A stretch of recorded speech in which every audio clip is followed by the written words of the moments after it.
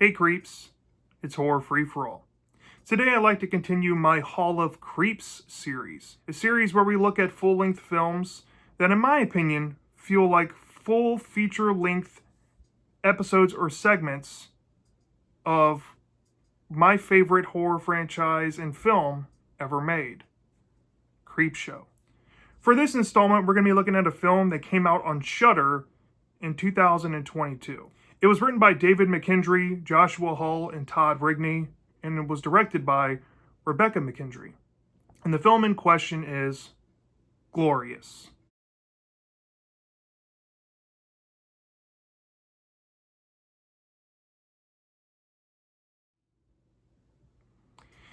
Now, I missed the boat when Glorious came out a few years back at this point. I can remember seeing the DVD at Walmart, I think for $9.99, and I thought the concept looked intriguing enough. I thought the pink colors and the acting ensemble in the film looked kind of interesting. Seeing actors such as Ryan Kwanten, who I recognize from True Blood, and a very underappreciated Joe Lynch movie called Knights of Badassdom. And I saw the voice acting talents of J.K. Simmons, who you might recognize as the drum teacher from Whiplash, or better yet, J. Jonah Jameson from Sam Raimi's Spider-Man movies. When I saw that both of them were in this movie, I was intrigued, but I took a flyer on it and decided to come to it at a later time. And I'm sure glad I did, because holy fuck was this movie something. If I haven't said this before, I'll mention it up front.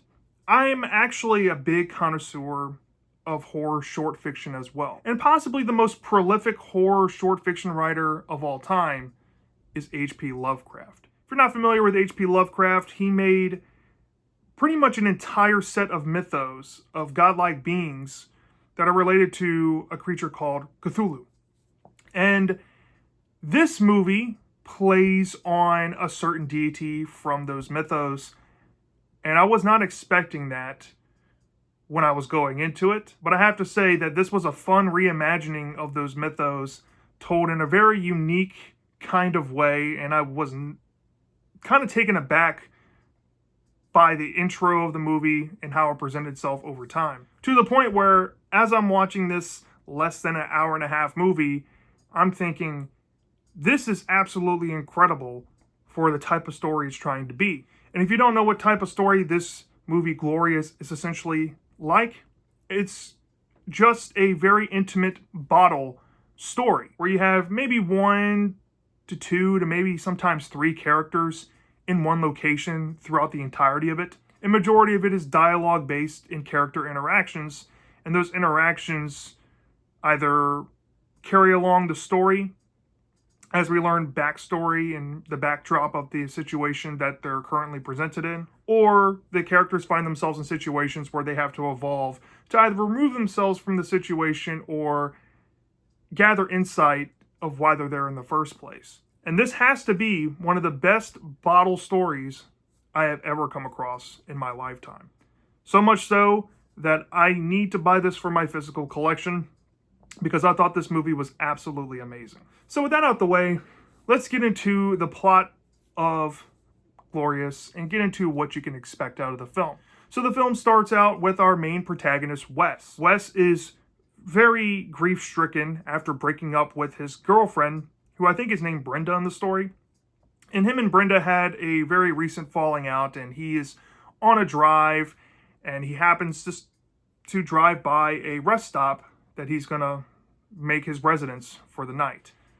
While he's there, we see that he has mementos in the trunk of his car, such as a teddy bear and maybe some photos. He's also been drinking, let's just say, and becomes heavily intoxicated. Once he burns all of his clothes in intoxication, he passes out drunk in his car and wakes up the following morning realizing the gravity of the situation that he has put himself through the night before. Feeling kind of ill, he goes into the men's restroom feeling like he needs to puke, and he goes to a nearby stall to do just that. But while in the stall, he looks over on the wall next to him and sees a giant mural of a weird creature beast with a hole in the center of it. And it's not just any old hole. It looks like somebody drew this drawing around a glory hole. If you don't know what a glory hole is, use Google real quick and come back. So once he looks at the mural, he hears a strange voice, who's voiced by J.K. Simmons. And J.K. Simmons' character, as we learn throughout the story, is perhaps not a human whatsoever. Perhaps he's an interdimensional being, a demigod, or part of the creation of life and existence as a whole. And because Wes is a mere mortal human, he can't seem to grasp the task being asked of him, which is simply this. The being needs Wes to sit down and converse with him because he's been chosen to help save existence, and more importantly, all the humans that have been in and around Wes's life that he hopes to protect. But as we get to learn, Wes has some sort of memory deficit and can't remember exactly why he ended up where he was. And we can only speculate of what the causes could be. And those causes are hinted out in the movie to be emotional distress, perhaps amnesia, or maybe an accident that possibly could have happened to him. Well, Wes wants to fight back and fight against this fate that he's been bestowed with. And he tries to escape the bathroom, but realizes that the bathroom door leading to the outside has been locked. And to make matters worse, the being is growing a little more agitated with him, saying that they need to talk and they need to do this certain task. And Wes, not wanting to hear the task, keeps trying to fight back. Meanwhile, the being is telling him, as long as they're in the bathroom together, there's 2 rules. You can't look through the hole or try to open the stall door to look inside and see what the being looks like, because if that happens, Wes is going to get fucked up, let's just say. And I don't want to get into any spoilers about that, but there might be some more metaphysical aspects to that. And the second thing is that Wes is not going to be allowed to leave because the being has powers, and until this task is done, he's pretty much going to be stuck there in a never-ending prison, let's just say. Well, Wes decides to entertain the being for a little bit and starts to get some backstory told to him after a certain event that transpires. He sees a vent and tries to escape through the vent, but when he thinks he gets out, he's transported right back to the bathroom. And the being's like, you're not that slick. We're going to have to keep doing this until you learn to trust me and hear what I have to say. So after Wes's plan is foiled, he feels like he's obligated to sit down and listen. And the being essentially reveals a backstory and the origins of where he comes from. And this perhaps goes back to the creator of the entire universe, who is said to be this giant being that existed in a black void that one day learned how to control the power of his mind in a vast emptiness of nothing. And through that, he learned how to manipulate his body to create offspring. And he created these offspring out of curiosity at first, but once the offspring were born, they started to create other things themselves and birth the universe and everything that we know. And the father being hated all of his children, but his children as a collective were perhaps even more powerful than he ever hoped to be. And this came to fruition when he learned about the existence of humans. And humans seemed to really rub him the wrong way to the point where he wanted them eradicated. So he enlisted the help of his firstborn son to be essentially the doomer of humanity. But once the son came to Earth, he realized that he loved humans and has been trying to protect them for millennia and eons since recorded time. Which brings us to the creature in the stall, who's known as Got. For short, I don't know how to say his name in full length, but Got is said son from that legend. Once Wes hears this information, he decides to test his might and try to get a glimpse of this creature to make sure that this isn't all in his head or in his psyche. And in doing so, he gets a lot of pain inflicted on him and he starts screaming mercilessly. Unfortunately for a passerby who happens to be outside of the bathroom, who is a, I guess, maintenance worker that comes to check rest stops, he overhears the screams of Wes in the bathroom and tries to get this man involved in the story. After Gat urges him not to do that because he's going to alter plans, the man comes inside the restroom anyway and now has become locked in with Wes. And Gat unfortunately reveals to Wes that he now has to take care of the guy because he brought him into it. And unfortunately, we see a grisly fate of what's going to happen to this gentleman. Now, once that is taken care of, Wes realizes in a pool of blood that he is absolutely fucked in the situation. He can't believe that he's stumbled across this scenario for himself, but we get to see more glimpses of his trauma with his girlfriend, and it kind of provides backstory of why he perhaps is acting this way. And this culminates into near the end of the movie where Gat tells him that his father, the creator, has pretty much started to find out where he is because he needs a certain organ from the human body to kind of cloak himself from his father, who's been said to be imprisoned by his fellow siblings for countless years of time, but has since broken out to go in search of him and seeing if he carried out his mission on Earth, let's just say. And he's told Wes that he needs to sacrifice this organ to save all of existence, and there's no time left on the clock to get this done. So Wes ultimately has to come to the decision to cooperate and participate in this said sacrifice, which we possibly get to see come to fruition. However, this movie takes a genius twist on it and throws a plot twist involving Wes's character. We learn the whole context of the backstory of him and his girlfriend's relationship, and possibly what led to that fateful night where he ended up at the rest stop. And I'll be honest, you don't see that shit coming. And the movie kind of ends on a downer note, but it was one hell of a ride getting to that point. So that in a nutshell is what you're going to expect out of Glorious. Now, I'm going to say this up front about this movie. Clocking in at a brisk pace under an hour and a half, this film felt like a standard 2-part anthology episode, and you could have fooled me that this wasn't a 40-minute movie. It was actually 80-something minutes, which should tell you that this movie is very captivating. I'm going to say this, after, the first few minutes taking, it's breezy time to get to the goods that the movie offers in the bathroom stall for majority of it. Once that stuff clicks on and we see Ryan Kwanten's character, Wes, and Gat, the being voiced by J.K. Simmons, interacting with each other, both of them have great chemistry. And you wouldn't think that this would work because Gat, for I would say around 90% of the movie, is completely hidden behind a wall, and the only thing we get to see of his character is a glory hole with a mural painted around it that Wes talks to. But holy shit, was this movie engaging with the character dialogue and just the conversations these two would have. They felt like after a certain point, they started out as strangers and they became kind of friendly and reluctantly cordial with each other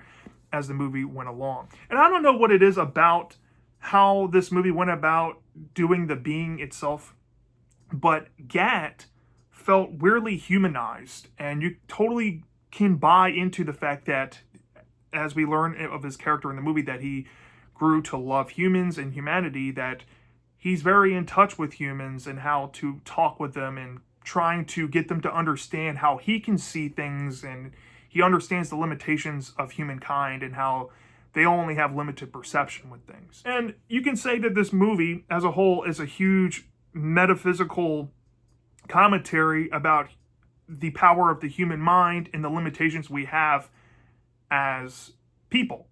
There's things we don't know in the universe and things we can't understand, and sometimes you have to go against your instincts and what your gut is telling you to do things, because our gut and our instincts are programmed only for us to stay in a certain mindset. And once you release yourself of that, that's when you can finally feel free of everything that chains you into being limited. And I think this movie is a beautiful artistic representation of that idea.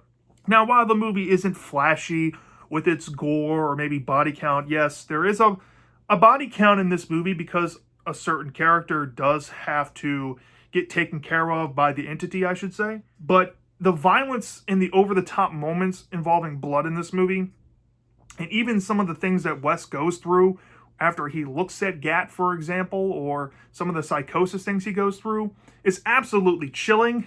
And it would have freaked me the fuck out if I would have seen this shit in real life. Honestly, I'm going to say this up front. This movie was honestly one of the scariest things I've seen in some time. Possibly because it made me think about the situation and trying to think of the unknown behind the wall. And whenever a movie or a segment or whatever can make me think about some of the underlying things, that's what really gets to me the most. I can be shown gore and gratuitous violence, and that shit wouldn't shake me. As a matter of fact, it probably would make me laugh, sometimes uncontrollably, sometimes uncomfortably, but I don't normally find myself scared in those situations. I'm the type of person that can watch Terrifier movies and laugh at the over-the-top gore because it's just so absurd. And the fact that it's being shown in that way on screen just seems kind of laughable to me at times. In a fucked up way, though.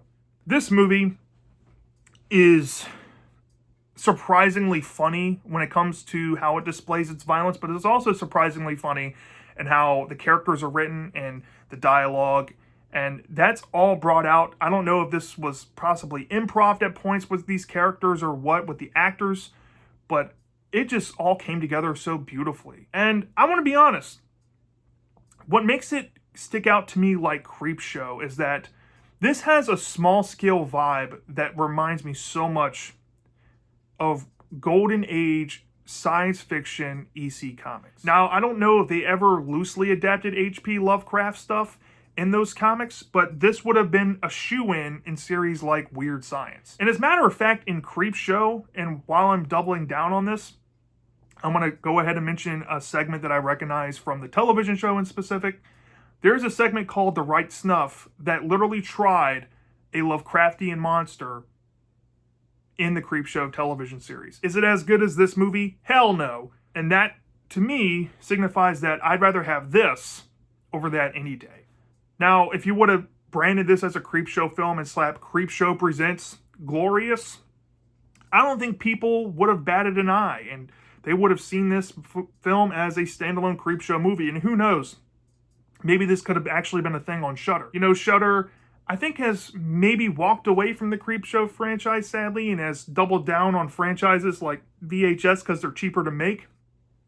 And they also offer the anthology for the anthology fans out there. So I figure maybe those films have a better appeal than something like Creepshow with a higher budget and busy producers working on many things that just aren't wrapped up in one singular franchise. I'm sure Shudder would like the Damien Leones and the VHS creators of the world in their pockets so they can just constantly workhorse them and make dozens and dozens of sequels in franchises that have some sort of reputation and some sort of long leg stability going for them.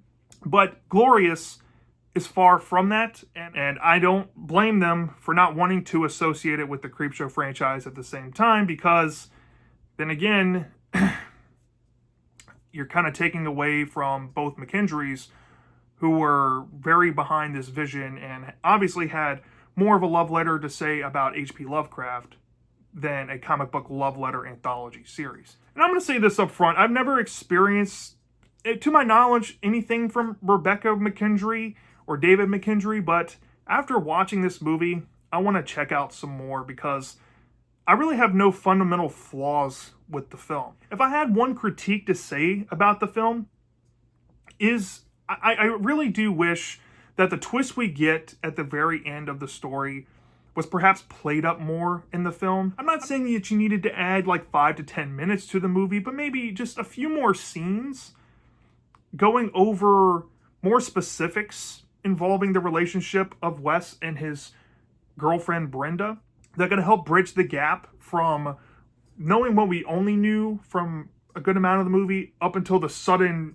knee-jerk reaction that we get at the very end. To me, I loved the twist, but I feel like I felt like it was kind of cheating in some ways, and it needed some more meat on the bone to make that a bit richer in the taste. But with that out the way, that's really my only negative I have with the film. If I had to rate this thing from a 0 to 5 star basis, I'd probably give this film a 4.75 out of 5 stars. Yes, I recommend that you go check this out, especially if you're a fan of H.P. Lovecraft and his short fiction, maybe if you're a fan of the Cthulhu mythos, or if you're a fan of Creepshow and Creepshow-like stories out there, this will do it for you.